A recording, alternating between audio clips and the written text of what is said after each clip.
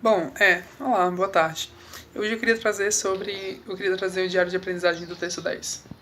E os aspectos que eu queria ressaltar são em relação aos vídeos que foram colocados como forma de análise para a construção desse vídeo, que se baseiam em uma aversão condicionada a alimentos e não humanos, ou seja, foram realizadas com animais. O primeiro exemplo fala sobre lobos, né? Que depois de um tempo eles sentem medo das ovelhas quando na carne das ovelhas é inserido cloreto de lítio que simula reações tóxicas, entendeu? Que produzem mal-estar. Então, o animal, ele entende aquilo e ele deixa de ingerir aquela carne com medo de que ele tenha novamente essa reação de mal-estar. Os outros dois exemplos foram utilizados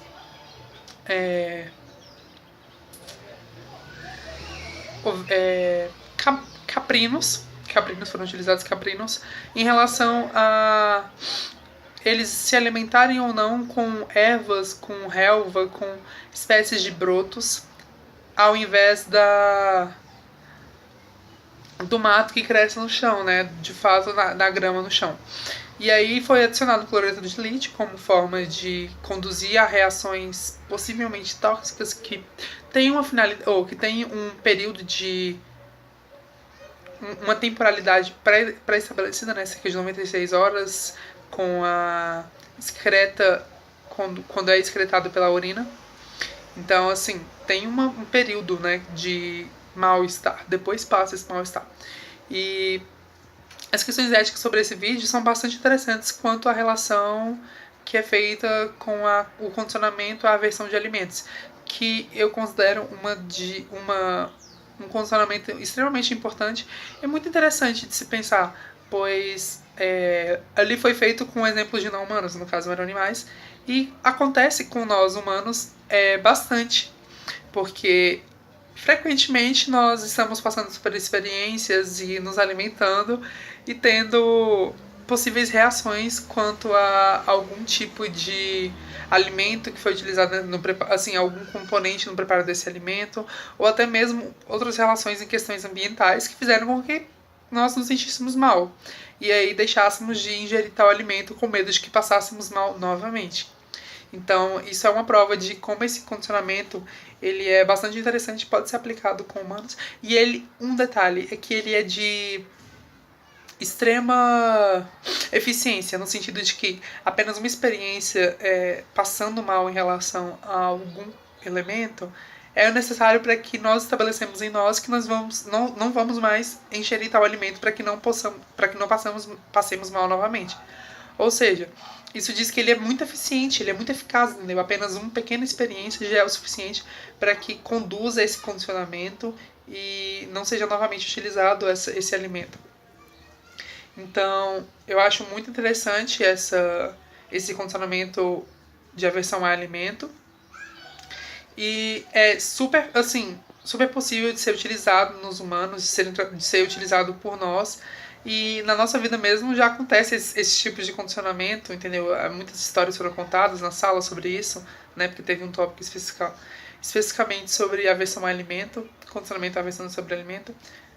E é uma versão assim bastante interessante e bastante interessante de se trabalhar e de perceber relações de causalidade. Então, é muito interessante olhar essa versão, entendeu? Esse condicionamento de aversão. E sobre as questões éticas relacionadas ao vídeo, esse aí, por exemplo, esse é um vídeo. Esses são relações que, no caso, um experimento que poderia ser possivelmente realizado com humanos, sem nenhum tipo de risco, porque existem todos aqueles riscos quanto aos experimentos ocasionarem algumas possíveis danos ao humano que não acontecem com os animais, então por isso são testados com animais, e também por isso a necessidade de primeiramente testar com animais para que depois faça com os humanos. Então tem uma série de questões, entendeu? E também questões quanto aos animais. Se esses elementos compostos nesse experimento vão causar algum dano a ele que não possa ser possível reparar e que ele possivelmente vá a óbito, como acontece com vários animais. Tem essa possibilidade também e deve ser pensada quando se trata com um experimento com os animais, né? As famosas leis de bioética, que amparam todos os experimentos. E isso é muito interessante de se pensar. E nesse caso específico da aversão aos alimentos, né, condicionamento à aversão dos alimentos, é muito possível que seja utilizado com humanos, entendeu? Facilmente, assim, porque é algo que no nosso dia a dia ocorre. E também com os animais. É bastante interessante ver essa relação de causalidade. Então, quanto a esse experimento em si, tem várias questões éticas, né? Como utilizar primeiramente com os animais para depois com os humanos, mas nesse experimento pode ser utilizado tanto com animais quanto com humanos para realmente haver esse condicionamento e não há, digamos que, risco quanto a isso. E também a questão dos animais serem bastante bem tratados, né? Porque você dá uma boa qualidade de vida para esses animais para que eles possam ser utilizados no experimento. Não é deixar eles de lado lá jogados e apenas quando for fazer o experimento você utilizar eles, entendeu? Enquanto isso eles ficam lá sem cuidados. Não, é sempre tratá-los muito bem, cuidá-los muito bem e quando for fazer o experimento pesar os danos para que sejam relevantes na hora do processo, né? Se de fato necessita ser feito, pode ser feito em computação com animais, né, tipo computadorizados por programas específicos, softwares.